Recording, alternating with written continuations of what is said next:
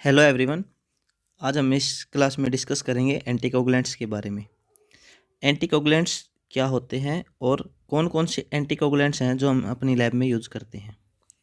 सबसे पहले जो एंटीकोगुलेंट्स हैं वो क्या होते हैं, वो ऐसे सब्सटेंस होते हैं जो कि प्रिवेंट करते हैं ब्लड क्लोटिंग को, मतलब कि ब्लड को क्लोट होने से बचाते हैं। अब ब्लड क्लोटिंग का मतलब होता है ब्लड का जम जाना, उसका थक्का जमना।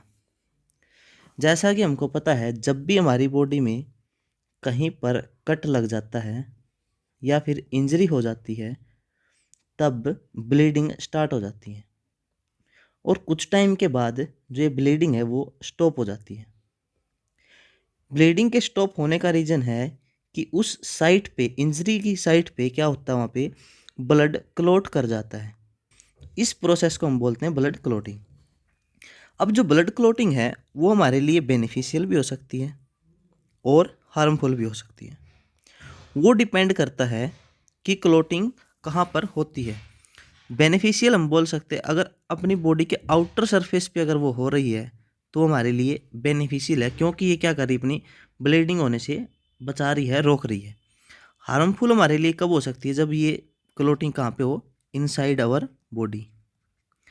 अगर ब्लड वेजल्स के अंदर ब्लड क्लॉट हो रहा है तो वो हमारे लिए क्या होएगा, हार्मफुल होएगा, क्योंकि वो क्या कर सकता है, किसी भी रास्ते को ब्लॉक कर सकता है जहाँ से अपने ब्लड फ्लो करता है।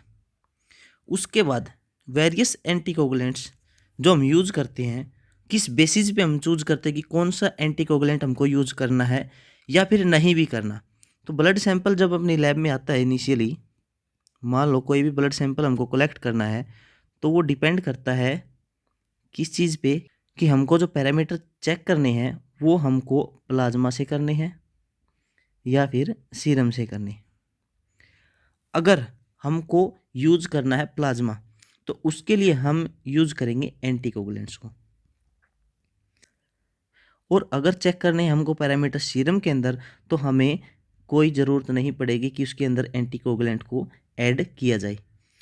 तो इसका रीज़न क्या है, क्यों हम एंटीकोगुलेंट यूज़ करते हैं और सीरम के केस में हम एंटीकोगुलेंट यूज क्यों नहीं करते। तो इसका बेसिक फंडा ये है, जो सीरम है, हम सीरम को बोलते हैं कि सीरम जो है वो प्लाज्मा है जिसके अंदर क्लोटिंग फैक्टर नहीं होते। हम बोल सकते हैं plasma without clotting factors is known as serum. मतलब कि जो सीरम है वो है प्लाज्मा का पोर्शन जिसमें से हम क्लोटिंग फैक्टर को हटा देते हैं। अब क्लोटिंग फैक्टर अगर यहाँ पे अब्सेंट हैं तो इसका मतलब है वो क्या हो चुके हैं, यूज हो चुके हैं। अगर यूज हो चुके हैं तो मतलब कि वहाँ पर ब्लड क्लोटिंग हो चुकी है। अगर ब्लड क्लोटिंग हो चुकी है मतलब कि वहाँ पर हमने एंटीकोगुलेंट नहीं डाला है या फिर नहीं डालेंगे। अब देखो, अगर हमको सीरम एज ए स्पेसिमेन चाहिए पैरामीटर को चेक करने के लिए, तो हम क्या करेंगे, एंटीकोगुलेंट को नहीं डालेंगे। अगर एंटीकोगुलेंट डालेंगे तो ब्लड क्लोटिंग नहीं होगी, ब्लड क्लोटिंग नहीं होगी तो क्लोटिंग फैक्टर पड़े रहेंगे। क्लोटिंग फैक्टर अगर उसके अंदर प्रेजेंट रहेंगे तो वो सीरम नहीं बनेगा, वो क्या रह जाएगा अपने पास, प्लाज्मा रह जाएगा। तो यहाँ पर अपने पास बेसिक कॉन्सेप्ट ये आया है कि अगर हमको प्लाज्मा यूज़ करना है तब हम क्या करेंगे, एंटीकोएगुलेंट को ऐड करेंगे। और अगर सीरम हमको चाहिए होगा तो उसमें हम कोई एंटीकोएगुलेंट नहीं डालेंगे। तो बेसिक कॉन्सेप्ट पहले ये आया। उसके बाद आता है हमारे पास वेरियस एंटीकोएगुलेंट्स प्रेजेंट हैं। वेरियस एंटीकोएगुलेंट है जो हम यूज़ करते हैं अपनी लैब के अंदर। अब वो कौन कौन से वेरियस एंटीकोएगुलेंट हैं और किस बेस पे हम डिसाइड करेंगे कि कौन सा एंटीकोएगुलेंट हमको यूज़ करना है। मेन जो एंटीकोएगुलेंट है जो हम यूज़ करते हैं वो है, first is EDTA, second is trisodium citrate, next is heparin, next is double oxalate. Mainly हम ये अपने पास क्या करते हैं, एंटीकोगुलेंट यूज करते हैं। सबसे पहले अगर मैं बात करूं EDTA के बारे में, जो EDTA है इसकी फुल फॉर्म होती है ethylene diamine tetra acetic acid. Tetra acetic acid. ये जो अपने पास एंटीकोगुलेंट है ये मोस्टली यूज होता है अपनी हिमेटोलॉजिकल लैब में, अपनी हिमेटोलॉजिकल लैब में मोस्टली यूज होता है। इसके भी वेरियस साल्ट्स हैं जो हम यूज करते हैं, वो क्या क्या है इसमें से, तो वो देखते हैं। There are various salts like di lithium EDTA, second is di sodium EDTA, third is di potassium EDTA, fourth is tri sodium EDTA, and fifth is tri potassium EDTA। तो ये साल्ट्स हैं जो EDTA के हम various use करते हैं। अब इन सभी में से सबसे बेस्ट जो है या फिर रिकमेंड किया जाता है किसके द्वारा, ICHS के द्वारा। ICSH जो है ये क्या है अपने पास, international council of standardisation in haematology. ये जो ICHS है ये रिकमेंड करता है कौन से एंटीकोगुलेंट को, कौन से साल्ट ऑफ EDTA को, तो ये रिकमेंड करता है अपने पास K2 EDTA को। अब इसकी कुछ खासियत है तभी इसको रिकमेंड किया जाता है। इसकी क्या खासियत है, तो अगर इन साल्ट्स में से हम देखें K2 EDTA है maximum solubility in the blood. अगर इसकी मैक्सिमम सोल्युबिलिटी है तो इसका मतलब ये है कि ये क्या करेगा, आसानी से ब्लड के अंदर डिजोल्व हो जाएगा। तो अच्छे से अगर मिक्स हो जाएगा तो ये क्या करेगा, अपना इफेक्ट अच्छे से दिखा पाएगा। तो इन तीनों में से जो सोल्युबिलिटी का ऑर्डर बनता है वो आता है अपने पास K2 EDTA जिसकी सबसे ज़्यादा सोल्युबिलिटी है। उसके बाद आता है लिथियम EDTA और सबसे कम आता है डाई सोडियम EDTA। तो ये अपने पास सोल्युबिलिटी का ऑर्डर बनेगा। सबसे ज़्यादा किसकी है अपने पास, डाई पोटेशियम EDTA की, इसीलिए इसको सबसे ज़्यादा यूज किया जाता है। अब जो अपने दो EDTA साल्ट है जैसे ट्राई सोडियम EDTA है और ट्राई पोटेशियम EDTA है, इनको हम क्यों नहीं यूज करते। जो K3 EDTA है वो अपने पास क्या होता है, सॉल्यूशन की फॉर्म में होता है या फिर हम कह सकते हैं लिक्विड फॉर्म में होता है। ये क्या होता है, लिक्विड फॉर्म में होता है। अगर ये लिक्विड फॉर्म में प्रेजेंट है तो ये क्या करेगा, ब्लड को डाइल्यूट करने का काम करेगा, इसलिए इसको हम यूज नहीं करते एज कंपेरिजन टू K2। लेकिन K3 EDTA को हम यूज कर सकते हैं कब, जब अपने पास K2 EDTA प्रेजेंट नहीं है। मतलब कि as a alternative of K2 EDTA हम K3 EDTA को यूज कर सकते हैं। अब ट्राई सोडियम EDTA को क्यों यूज नहीं करते, इसका रीज़न अपने पास ये है कि इसका जो है pH ज़्यादा होता है, और pH अगर ज़्यादा है तो ये क्या करेगा, अपने पैरामीटर्स की काउंटिंग को अफेक्ट करेगा। तो सबसे ज़्यादा अपने पास यहाँ से निकल के आया, हम यूज करते हैं K2 EDTA। और K2 EDTA अगर अपने पास नहीं है तो उसका अल्टरनेटिव जो है, वो क्या बनेगा अपने पास, K3 EDTA बन जाएगा। तो ये था मेन EDTA के बारे में। उसके बाद EDTA का जो अपना मोड ऑफ एक्शन है, मतलब किस तरीके से वो काम करता है, वो है इसका कैल्शियम चिलेटिंग एजेंट। जो EDTA है वो क्या करता है, कैल्शियम के जो आयंस है उनको चिलेट कर लेता है। क्या कर लेता है, चिलेट कर लेता है। अब कैल्शियम के आयन को चिलेट करने से क्या फ़र्क पड़ेगा, जो कैल्शियम आयंस हैं वो इसेंशियल होते हैं, they are essential for the process of blood clotting. अगर ब्लड क्लोटिंग की जो प्रोसेस है वो चल रही है तो उसमें एक फैक्टर का काम करते हैं कैल्शियम के आयंस। अब अगर कैल्शियम के आयन को चिलेट कर लिया जाएगा, वहाँ से निकाल लिया जाएगा, रिमूव कर दिया जाएगा, तो क्या होएगा, ब्लड क्लोटिंग प्रोसेस नहीं होएगी। और ब्लड क्लोटिंग प्रोसेस नहीं होएगी तो अपना ब्लड क्लोट नहीं करेगा, मतलब कि वो क्या करेगा, ऐसे ही लिक्विड फॉर्म में रहेगा। तो ये था इसका मोड ऑफ एक्शन। अब जो कंसंट्रेशन जो यूज करते हैं मेनली K2 EDTA की, वो कितनी है। जो K2 EDTA है उसकी एक रेंज सजेस्ट की जाती है, वो की जाती है 1.5 टू लेकर 2.2 mg पर ml ऑफ ब्लड। मतलब कि 1 ml ब्लड अगर है तो उसमें 1.5 से लेकर 2.2 mg ऑफ K2 EDT हम यूज कर सकते हैं। उसके बाद हम देखते हैं दूसरा जो अपने पास एंटीकोगुलेंट है वो है ट्राइसोडियम सिट्रेट। ट्राइसोडियम सिट्रेट ये जो एंटीकोगुलेंट है ये बेसिकली किस फॉर्म में होता है, लिक्विड फॉर्म में होता है। जो ईडीटी की हम बात कर रहे थे वो किस फॉर्म में होता है, मेनली पाउडर फॉर्म में होता है। पाउडर फॉर्म में होता है और जो हम ट्यूब यूज करते हैं उसकी वॉल के ऊपर अगर आपने देखा होता है ऐसे छोटे छोटे पाउडर पार्टिकल आपको दिखेंगे। और जो पाउडर पार्टिकल होते हैं ईडीटी के वो क्या करते हैं, वो सोल्युबिलिटी को इंक्रीज करते हैं, रेट ऑफ सोल्युबिलिटी हम कह सकते हैं वो इंक्रीज कर देते हैं। जल्दी से वो क्या करते हैं उसको उसके ब्लड के अंदर डिजोल्व हो जाते हैं। तो ट्राइसोडियम सिट्रेट क्या है, इनिशियली क्या मिलता हो, लिक्विड फॉर्म में मिलता है। इसका जो हम यूज करते हैं वो करते हैं मेनली कोएगुलेशन फैक्टर चेक करने में। मतलब कि कोएगुलेशन स्टडीज अगर हमको करनी है तो वहाँ पर हम किसका यूज़ करते हैं, ट्राइसोडियम सिट्रेट का यूज़ करते हैं। अब यहाँ पे एक मेन बात जो है जो हमको ध्यान रखनी होती है, जो कोगुलेशन स्टडी है उसमें जो कंसंट्रेशन यूज की जाती है ट्राइसोडियम सिट्रेट की वो होती है 9:1 रेशो में। 9:1 रेशो में। अब ये रेशो किसका है, 9 part of blood and 1 part of anticoagulant, मतलब कि ट्राइसोडियम सिट्रेट। उसके अलावा हम इस एंटीकोगुलेंट को यूज करते हैं ESR मेथड में। ESR मेथड जो कि हम बोलते हैं वेस्टर्न ग्रीन मेथड, अगर हम यूज कर रहे हैं तो उसमें क्या करते हैं हम ट्राइसोडियम सिट्रेट का यूज करते हैं और उसके अंदर जो कंसंट्रेशन यूज की जाती है वो की जाती है 4:1 रेशो में। Means 4 part of blood plus 1 part of our anticoagulant that is trisodium citrate. In case of coagulation studies, the ratio is 9:1, but it can be adjusted in case of high hematocrit condition.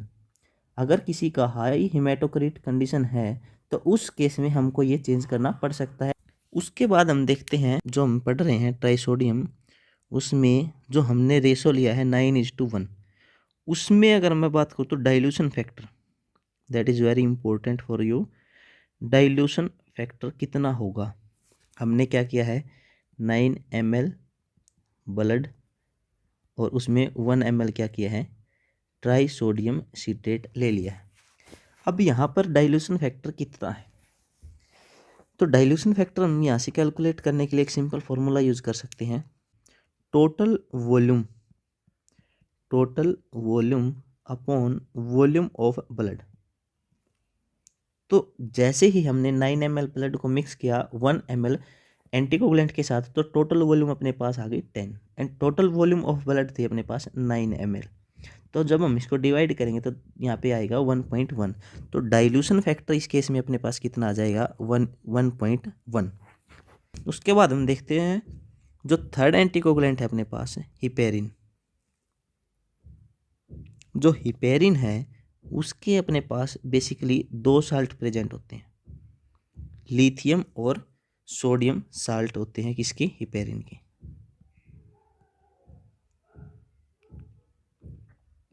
Mode of action जो है अपने पास, mode of action किसका, heparin का, वो क्या है, तो जो हिपेरिन है हिपेरिन एक्ट करता है as an anti thrombin. Anti thrombin means जो अपने पास ब्लड क्लोटिंग की जो अपने पास प्रोसेस है उसमें जो प्रोथ्रोम्बिन से जो थ्रोम्बिन कन्वर्जन होता है उसको ये क्या करेगा, रोक देगा और आगे अपनी ब्लड क्लोटिंग की जो प्रोसेस है वो रुक जाएगी। अब उसको अगर रोक देगा तो क्या करेगा, ये अपने पास ब्लड को क्लोट होने नहीं देगा। उसके साथ साथ मोड ऑफ एक्शन जो है अपने पास ट्राइसोडियम सिट्रेट का, mode of action of trisodium citrate वो भी अपने पास क्या है, कैल्शियम आयन को क्या करता है, चिलेट करता है। हिपेरिन का जो मेन यूज किया जाता है वो किया जाता है ओस्मोटिक फ्रेजिलिटी चेक करने के लिए। ओस्मोटिक फ्रेजिलिटी चेक करने में हम क्या करते हैं, हिपेरिन का यूज करते हैं। उसके साथ साथ हिपेरिन की जो खास बात है, जो हिपेरिन है वो क्या करता है, एंजाइमेटिक एंजाइमेटिक एक्टिविटीज़ को इनहिबिट कर देता है। क्या करता है? एंजाइमेटिक एक्टिविटी को इनहिबिट कर देता है। अब अगर एंजाइमेटिक एक्टिविटीज़ को इनहिबिट कर रहा है तो मतलब कि ऐसे टेस्ट हम इससे नहीं कर सकते जिसमें कि एंजाइम की इन्वॉल्वमेंट होती है, जैसे पीसीआर। उसके बाद अपने पास आता है जो हिपेरिन है। हिपेरिन के कुछ डिसएडवांटेज हैं जिसकी वजह से हम क्या करते हैं, उसको ब्लड काउंटिंग में यूज नहीं करते। ब्लड काउंटिंग बोल सकते हैं, अपना सीबीसी बोल सकते हैं। तो इसका रीज़न अपने पास वो क्या करता है, जो डब्ल्यूबीसी है या फिर प्लेटलेट है उनकी क्या करवा देता है, क्लम्पिंग करवा देता है। उसके बाद है अपने पास जो हम स्मीर बनाते हैं, स्मीर को बनाकर स्टेन करते हैं किसके साथ, एरोमोनस की स्टेन के साथ। तो वो क्या करता है, उसको ब्लू बैकग्राउंड प्रोवाइड करवाता है। क्या करता है? ब्लू बैकग्राउंड प्रोवाइड करवाता है, जिसकी वजह से सेल्स को डिफरेंशिएट करना मुश्किल हो जाता है। तो इसलिए हम उसको यूज नहीं करते। तो अपने पास क्या क्या हो गया, डब्ल्यूबीसी की क्लम्पिंग करवा रहा है, प्लेटलेट्स की क्लम्पिंग करवा रहे हैं, और स्मीयर में क्या कर रहा है, वो ब्लू बैकग्राउंड प्रोवाइड करवा रहा है। इसलिए हम इसको क्या करते हैं, ब्लड काउंटिंग में यूज नहीं करते। जो साइज है अपने पास सेल्स का, उस पे हिपेरिन कोई इफेक्ट नहीं डालता। तो अपने पास क्या है, no alteration in size of RBC, ऐसा हम बोल सकते हैं। तो ये था अपने पास बेसिक हिपेरिन के बारे में। उसके बाद नेक्स्ट अपने पास डबल ऑक्जेलेट। जो डबल ऑक्जेलेट है उसमें अपने पास 2 टाइप्स ऑफ ऑक्जेलेट होते हैं, और वो ऑक्जेलेट कौन कौन से हैं। पहला अपने पास अमोनियम ऑक्जेलेट, अमोनियम ऑक्जेलेट। और जो दूसरा अपने पास वो होता है पोटेशियम ऑक्जेलेट। किस रेशो में हम इसको डालते हैं, तो इसमें हम बोलते हैं जो अमोनियम ऑक्जेलेट है और पोटेशियम ऑक्जेलेट है, इनका जो रेशा होता है अपने पास वो होता है 3:2, means 3 part of ammonium oxalate and 2 parts of potassium oxalate. उसके बाद जो ये 2 ऑक्जेलेट हम यूज करते हैं, इनका ये रेशो जो हमने डिसाइड किया वो इस बेस पे किया है कि जो अमोनियम ऑक्जेलेट है वो क्या करता है, स्वेलिंग कोज करता है, स्वेलिंग करवाता है सेल्स की, स्वेलिंग ऑफ सेल्स। और जो अपने पास पोटेशियम ऑक्जेलेट है वो क्या कराता है, श्रिंकेज करवाता है, श्रिंकेज ऑफ सेल। सो इस रेशो में अगर हम उनको यूज करेंगे तो क्या होगा अपने पास, no net effect, there is no net effect on cell morphology. तो इस बेस पे हम क्या करते हैं, इसको डिसाइड करते हैं। उसके बाद अपने पास आता है जो डबल ऑक्जेलेट है वो हम देखते हैं ग्रे स्टॉपर ट्यूब में। ऐसी ट्यूब जिनका स्टॉपर ग्रे कलर का होता है, या फिर हम बोलते हैं जिसमें ग्लूकोज एस्टिमेशन हम यूज करते हैं, ग्लूकोज एस्टिमेशन जो यूज करते हैं उसमें हम डबल ऑक्जेलेट का यूज करते हैं। लेकिन मेनली आजकल जो ग्लूकोज एस्टिमेशन में जो ट्यूब यूज होती है उसमें जो एंटीकोगुलेंट यूज करते हैं वो कौन सा करते हैं, डाई सोडियम ईडीटी करते हैं, और उसके साथ में क्या डाला जाता है, फ्लोराइड डाला जाता है। अब जैसा कि हमने देखा डाई सोडियम ईडीटी तो काम कर रहा है अपने पास एंटीकोगुलेंट का। तो what is the function of fluoride, तो जो फ्लोराइड है वो किसका काम करेगा, वो काम करेगा एंटी ग्लाइकोलाइटिक एजेंट। मतलब कि जो अपने पास ग्लाइकोलाइसिस होती है उसको प्रिवेंट करेगा, उसको आगे प्रोसीड नहीं होने देगा, कौन, फ्लोराइड। अब जो ग्लाइकोलाइसिस है जिसमें पायरुविक एसिड बनता है, तो जो ग्लाइकोलाइसिस का जो लास्ट स्टेप है जिसमें पायरुविक एसिड बनता है, जहाँ पर अपने पास क्या आता है, इनोलेज एंजाइम आता है। तो जो इनोलेज एंजाइम जो है वो क्या करता है, वो इनहिबिट कर दिया जाता है किसके द्वारा, फ्लोराइड आयन के द्वारा। इसलिए हम क्या करते हैं, फ्लोराइड को ऐड करते हैं ताकि जो इनोलेज है उसकी एक्टिविटी को रोक दिया जाए और जो ग्लाइकोलाइसिस की प्रोसेस है वो आगे प्रोसीड ना करें। अगर आगे ग्लाइकोलाइसिस नहीं होगी तो अपने पास शुगर का जो अमाउंट है वो क्या रह जाएगा, कांस्टेंट रह जाएगा, और अपनी वैल्यू क्या आएगी, ठीक आएगी, उसमें कोई चेंज नहीं आएगा। तो अभी हमने एंटीकोगुलेंट्स के बारे में क्या क्या देखा है। सबसे पहले कौन कौन से एंटीकोगुलेंट्स हैं, उनका मोड ऑफ एक्शन क्या है। अब यहाँ से एक बात हमको नोटिस करनी है, जो मोड ऑफ एक्शन है जो बेसिक है अपने पास कैल्शियम को रिमूव करने का, कैल्शियम रिमूव करने का या फिर उसको चिलेट करने का। तो 3 एंटीकोगुलेंट जब हमने भी पढ़े उनमें से कैल्शियम को रिमूव करते हैं। First is EDTA, second is trisodium citrate and third is double oxalate. ये क्या करते हैं अपने पास कैल्शियम को रिमूव करते हैं ताकि ब्लड क्लोटिंग ना हो। उसके बाद जो हिपेरिन है, हिपेरिन का फंक्शन क्या था, एंटी थ्रोम्बिन, एंटी थ्रोम्बिन की तरह एक्ट करेगा और थ्रोम्बिन को बनने से रोकेगा, जिसकी वजह से क्लोटिंग नहीं होगी। तो 4 एंटीकोगुलेंट जो हमने पढ़े उनके मोड ऑफ एक्शन ये थे। उसके बाद हमने देखा मेन पॉइंट जो अगर मैं बात करूं तो ICSH ने जो रिकमेंड कर रखा वो कौन सा अपने पास, K2EDT है। अल्टरनेटिव ऑफ K2EDT कौन सा अपने पास, K3EDT है। उसके बाद जो ब्लड यूज करते हम किस केस में, कोएगुलेशन स्टडीज में, तो उसमें हम क्या रेशो यूज करते हैं, 9:1। और अगर हम बात करें ESR के केस में तो उसमें हम यूज करते हैं 4:1।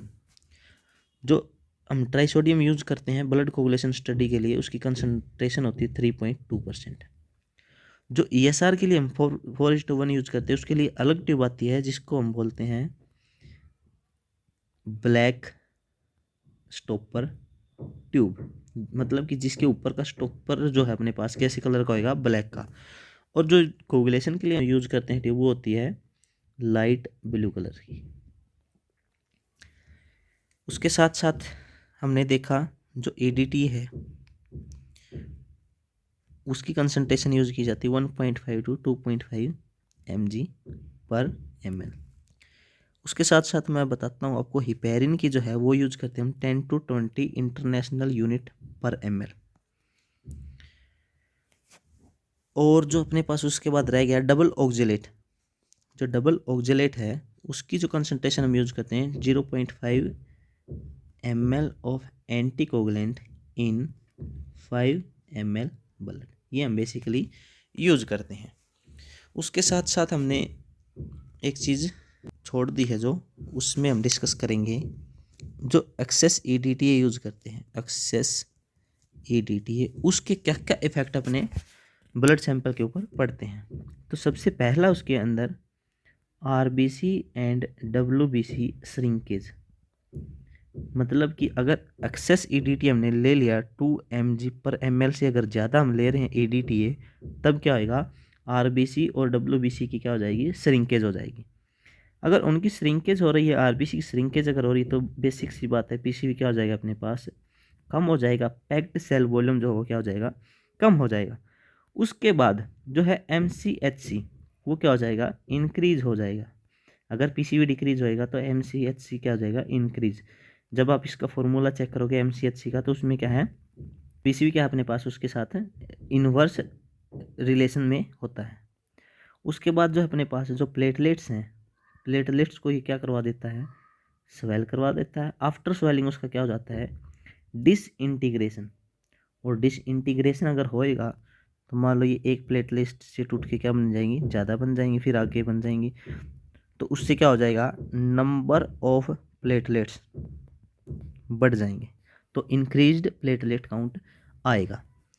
उसके बाद एक और जो बेसिक है अपने पास EDTA में, दैट इज बेसोफिलिक स्टिपलिंग। जो बेसोफिलिक स्टिपलिंग है अपने पास वो हम EDTA के केस में डिटेक्ट नहीं कर सकते। और जो बेसोफिलिक स्टिपलिंग है वो हमको मिलती है कि in the case of lead poisoning. अगर लेड पॉइजनिंग किसी बंदे को है तो उस केस में हमको क्या देखने को मिलती है, बेसोफिलिक स्टिपलिंग। और अगर हम यूज़ कर रहे हैं EDTA तो हम इसको डिटेक्ट नहीं कर सकते। तो ये था बेसिक अपने पास EDTA और अदर कोगुलेंट्स के बारे में। अगर आपको यहाँ तक कोई भी अगर डाउट है तो आप कमेंट बॉक्स में पूछ सकते हैं, और अगर कोई सजेशन आप देना चाहते हैं तो आप नेक्स्ट वीडियो के लिए अपना सजेशन भी कमेंट बॉक्स में छोड़ सकते हैं। Thank you.